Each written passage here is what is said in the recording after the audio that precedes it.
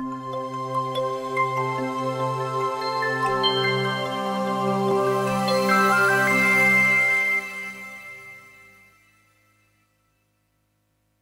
I'm Sean Binkley with your Home Team Mortgages. Do you own a home currently and you're also carrying other debt on the side like loans and credit cards? Well, if you've owned your house for a few years now and have built up enough equity, you may qualify for a debt consolidation mortgage. By taking your debt and combining it with your mortgage, you can potentially have one easy payment instead of several payments to make each month. Plus, you might be able to save some interest over the long term. There are some important things to know when you're borrowing money against your house to consolidate debt.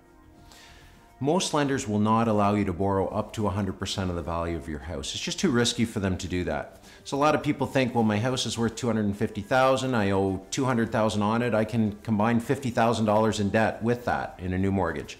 Well, you can't. Again, it's just too risky for the lender to do that. A lender will only go up to 85% of the value of your home. Now, this is called your loan to value. So for example, if your house is worth $250,000, 85% of that is $212,500. If in this example, you already owe $210,000 on your mortgage, then there really isn't a lot of room there that you can take that equity out of your house and pay off debt.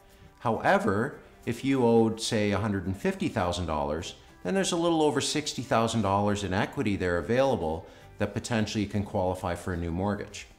Now, another thing to keep in mind when you do a debt consolidation mortgage is that if you have a car loan and maybe it only has a year left on it, you may not want to stretch that loan out over another 25 years. Something to think about is that if you are going to refinance your house and consolidate some debt, maybe look at a plan with your mortgage broker to reduce your amortization. And potentially you might want to reduce it by 5 years, 10 years, so that even though you may be taking a step backward, eating into that equity to consolidate some debt, you can take a few steps forward by reducing the time that it'll take you to own that home. Now, another important thing to keep in mind is that there may be some additional costs involved. If you're changing lenders, you may have a fairly substantial prepayment penalty.